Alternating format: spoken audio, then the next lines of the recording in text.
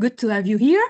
Since I don't want to take, and Iveta, thank you for being here. Also, Iveta is another board member, and so I'm very pleased that my colleagues and your colleagues are joining us, also because they can maybe help in saying something about the working group they would like to supervise or to collaborate with. So let's start with the presentation. As I want to start with the roadmap that the board decided for this triennial mandate. And just to let you know which are the activities that we would like that Intercom could carry on. So in the first year, the end of the 25th and 2026 is a sort of structuring, fine-tuning the structure of Intercom. We want to review the bylaws, the statutes of our International Commission, and to review the mission. So in the near future, you will be called to express your opinion and your suggestions and your comments on the mission of Intercom. And as you might have read in the newsletters, we also want to carry on the process of changing the name. This was a path that was started in the last mandate. The results, as you might know, were positive about the changing of the name, but then the board, the previous board, decided not to change it. Instead, as we thought, we can change, we can innovate, also maintaining tradition. So as long as we stay close to the mission that was originally the mission of Intercom, founded by Stephen Weil and carried on by David Fleming, for instance, we can change our name and move forward to a more significant name, because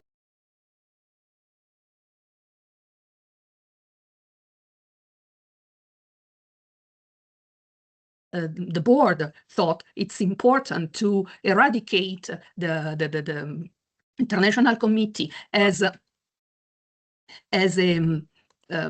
strong international committee, of course, and we want to position ourselves as a guiding light for universities and other institutions that might look at us for competencies, for know-how, and maybe why not in the future for a sort of consultancies. We want to improve the bibliography that we can share with our community.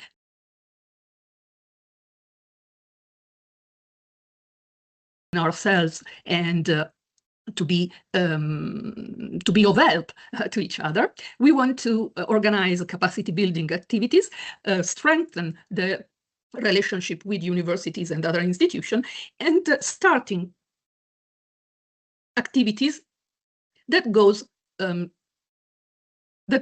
under the auspices kind of approach. I mean, if you want to organize a conference, if you have to organize something, if you think that your event, your project is something that can be bestowed by Intercom and that can bring or can get something from Intercom, maybe the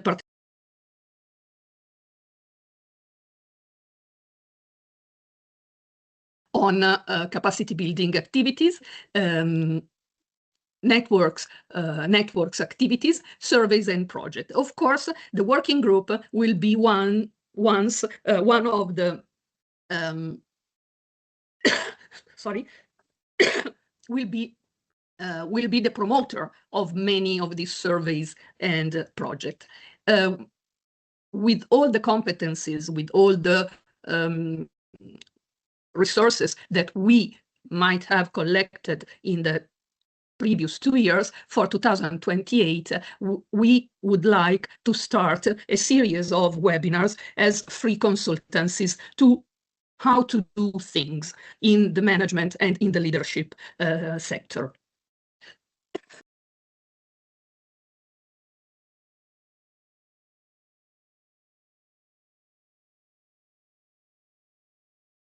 we would like to master courses with certification.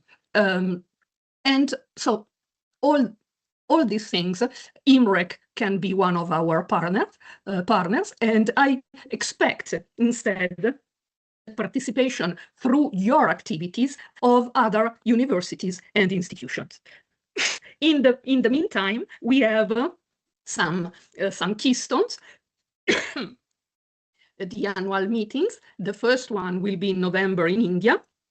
The second one should be in Armenia, and the third one will be in Rotterdam. Of course, these 3 meetings will be the moment in which all the elaborations, all the works that we have product during the year must be presented. So let's go to present the first round of working groups. Why I say the first round? Because I hope that in our conversation or in the communication that we might have directly via email or through the survey that we send out, you can suggest other topics, specific topics that can go under to create the portfolio of our working groups. So why do we want to do working group? First thing is to, of course, to enhance our community, to give everyone the chance to do something and to work for INTERCOM and to grow in the INTERCOM, under the INTERCOM umbrella, and to maintain an international point of view. Everything is consistent with the strategic plan of ICOM, the values of the strategic plan of ICOM 2000-2028, because we want to be collaborative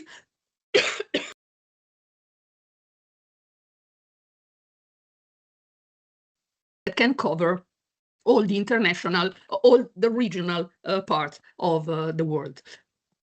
The aims of these working groups, again,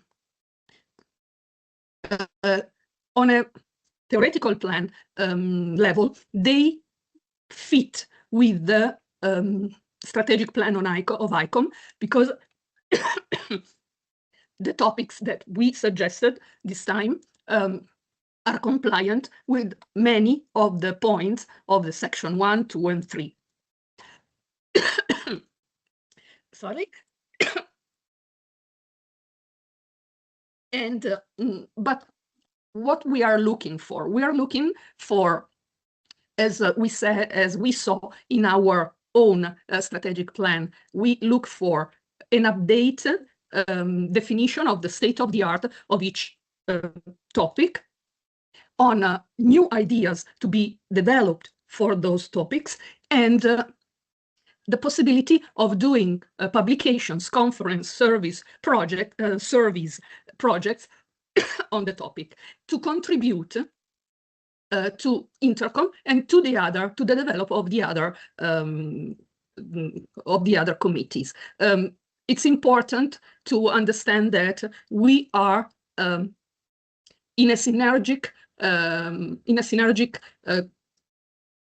relationship with most of our international committees, and most of the topics that we can give a perspective on maybe can be specific topics of other committees, like technology, for instance. AVICOM is doing a great job on that, but we have a different approach. We are the international committee that is meant to define standards, to define the correct process to use it, to use technology in this case. In the management, we are the ones who are definitely dealing with leadership, and so how to be leader in technology using this example. And so that's why these are the aims of these working groups.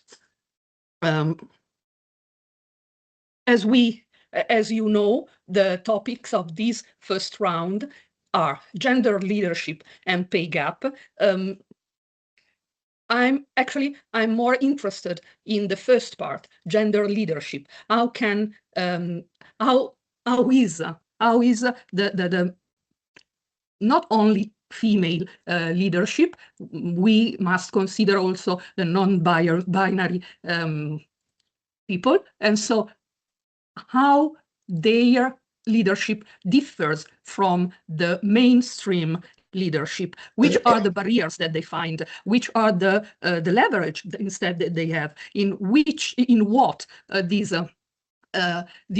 leadership get structured and get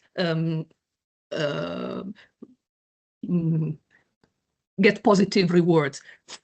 And so I think this is a very interesting topic, because most of the workforce, as we know, in the museum field is female, but in the percentage, as the American Alliance of Museums found out even recently, the leaders, female leaders, are not that many, and the difference in salary is still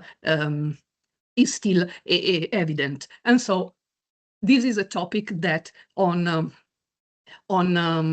academical perspective is it will be on trend, let's say, and so maybe it can be interesting to explore it. Fundraising and patronage as indicators of museum stability. We know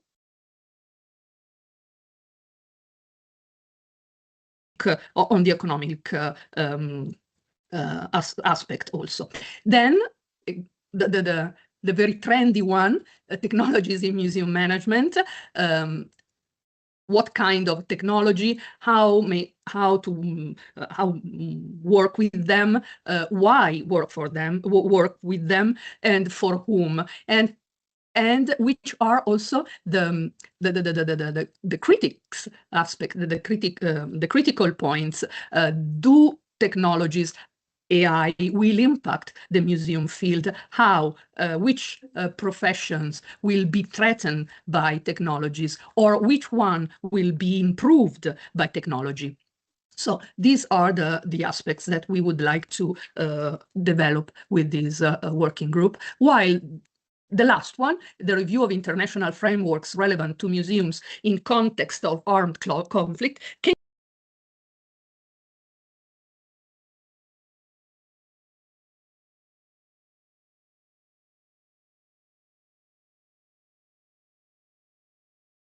can be relevant to have a review of the international frameworks. For instance, the Council of Europe has made, since the Balkan Wars in the 90s, a lot of frameworks regarding these topic, and of course UNESCO and many others. And so maybe we can provide ICOM with this review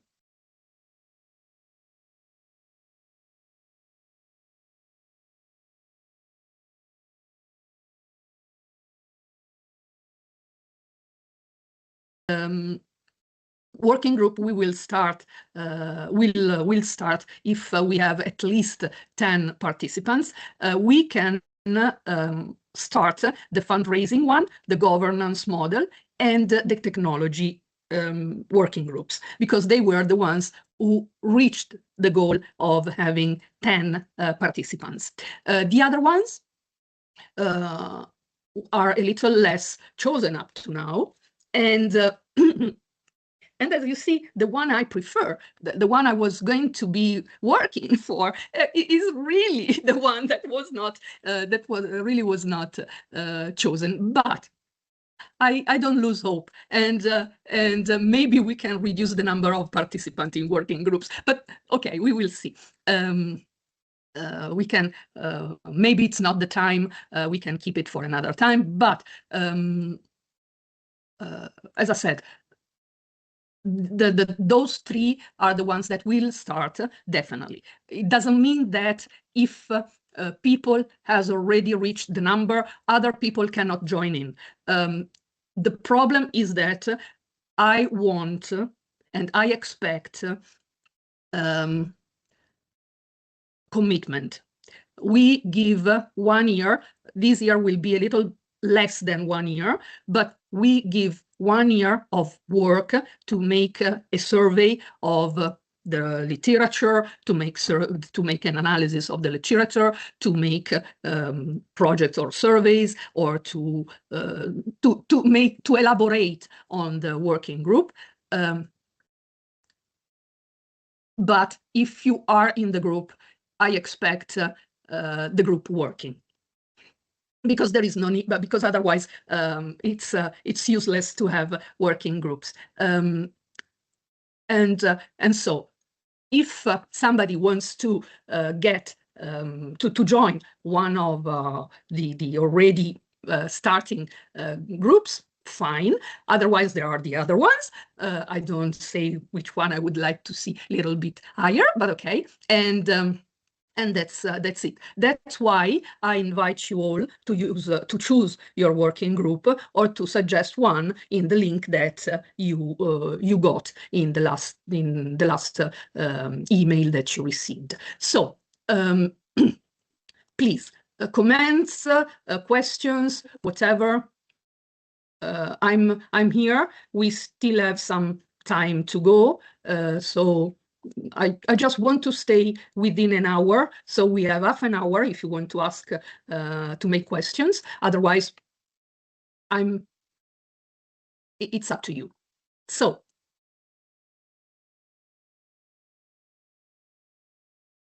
Virgil, please. Yes, please, if you could detail one more time, if it is possible, the narratives in changing times group issue. Narratives in changing times. Yes.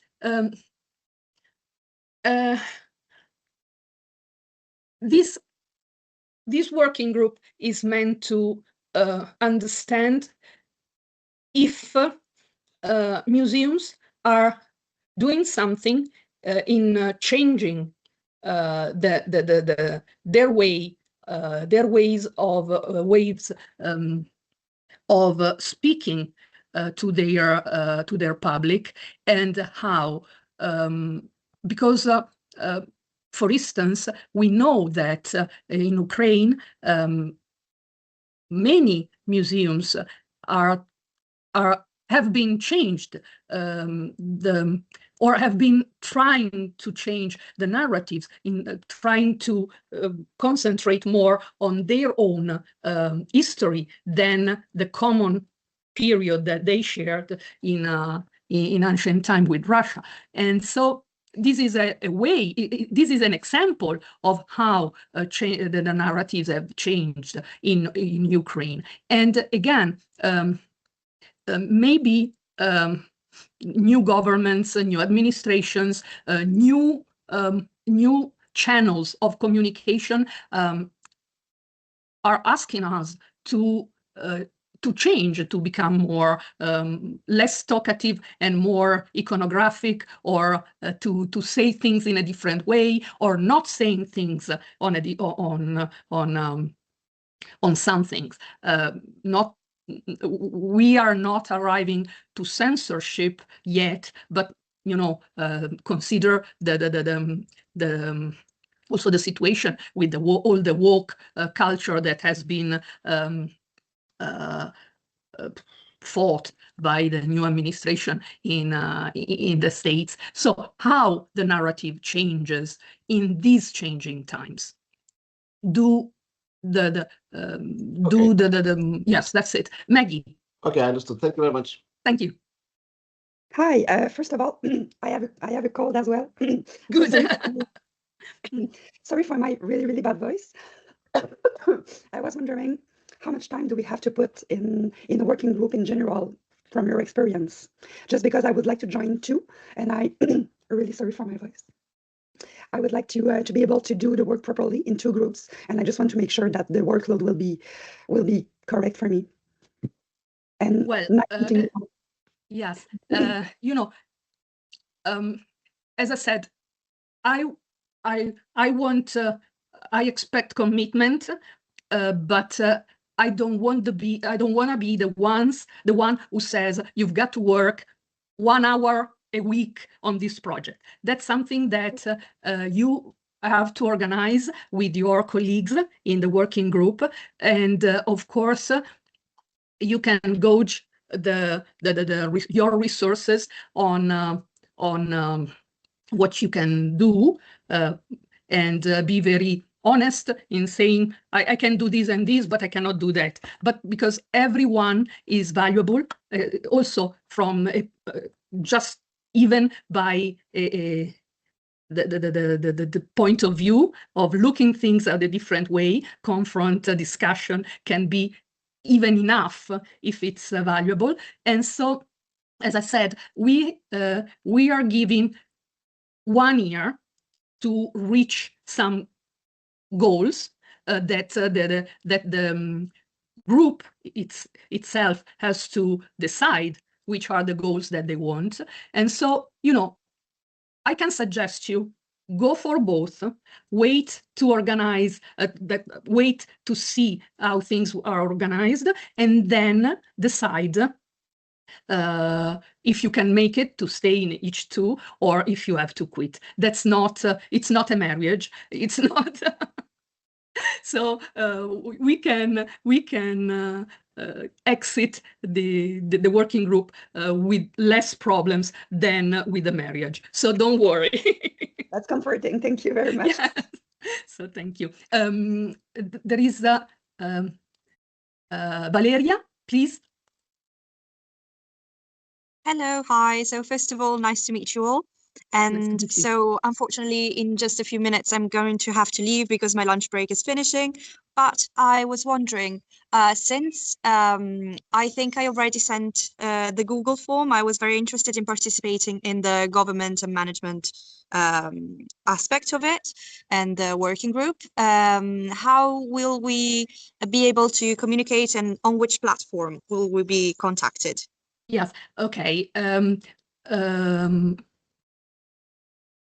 Regarding the groups that we will be starting soon, the secretary will contact you and will create a group. And then usually we work on Drive, on Google Drive platform. But again, this is something that we can discuss, you can discuss among your group, within your group, and then you can discuss with us. All of you will be contacted directly by the secretary or by myself, and so we will you will be able to merge and to meet all together. And that then, sounds perfect. Thank you. Thank you. Other questions, comments, or whatever? Asfar? Yes. Yes. Asfar. Am I audible? Yes. Yes. I'm sorry that my video is not working, but I'm speaking now. So my name is Alfar Ahmed. I'm from Delhi. And I just, for first slide, I'm going to discuss just a slight suggestion. Like in 2028, you mentioned that 2028, you mentioned that you are going to do some master course with the certifications. So it's my curiosity that I'm just thinking about that. Why not we start in 2027 or sometimes when you are talking about university and other institutions? So why not we start in, like a certificate course, this small certificate course? So it will be get a better idea to proceed in a master course with certification. It's just my curiosity, Chair. Good. Okay. Is it, everything is fine, is it, as far? Yes, everything is fine. Sorry. Okay, sorry. So thank you for your question. I think there are some just bureaucratic and administrative hindrances or aspects that we have to discuss, that I have to discuss with ICOM General in order to have the authorization to give certificates. Because as you know, the international committees are not independent organization. We are part of the main body of ICOM. And so it's a it's something that we have to discuss with them. Of course, as I said, maybe you arrived, I think that you arrived a little later, and so maybe you might have lost something, otherwise it's fine. But as I said, we want to strengthen the relationship with universities. So therefore, if some universities can organize courses, masters or whatever, we can, with us, with INTERCOM, and they give the certificate on their behalf, because at the moment, we cannot give a certificate as INTERCOM, That's the only problem. That's the only reason why I put we put the master courses with certification at the end of the mandate, because it will take some time to discuss it with ICOM. That's all. I hope I replied to you. Okay. Yes, thank you so much. It's very clear. I'm sorry to be late. No. Thank you. We've got to harmonize our timing, so yes, there's no problem. Thank you so much. Other questions?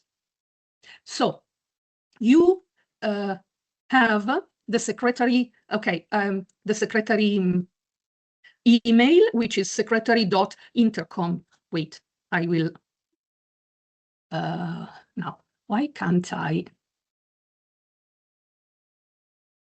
take out this? Okay, I will write it. What are you doing?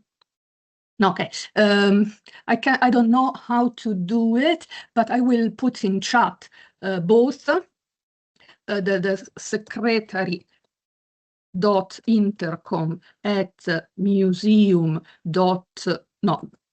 icom.museum. This is the secretary. My email is chair.intercom@icom.museum. Okay, so for any other question, any other suggestion, any other request of information, do not hesitate. Please, Ravi. Good afternoon. Good afternoon. I'm audible. Yes, myself, Dr. Ravi Gupta, curator, Bihar Museum. I belong to Patna, Bihar, India.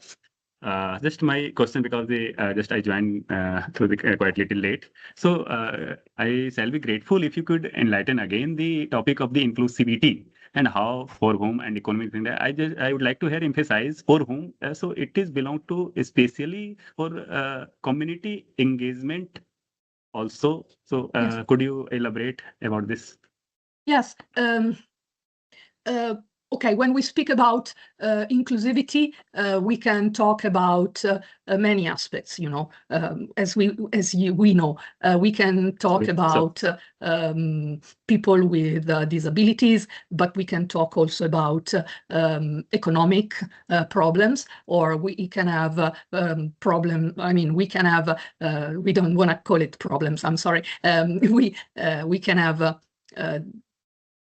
Aspects regarding language or whatever. So we want to understand how, maybe for whom this inclusivity is directed. So which are the main targets that museums address when they talk about inclusivity? Women, men, binary, not binary, so religion. So we have such a huge number of kind of people that can be included in a museum. So for whom, how do they do it? And which is the economic return for the museum and for the community of this work that museums do in inclusivity. For instance, again, well-being, all the activities that museums are carrying out regarding the well-being of people, neuroscience or fitness in museums or other things. Okay, it's something, it's an example, but does it have an economical return for the museum or for the community. I'm not sure that many museums consider the economic return for the community yet.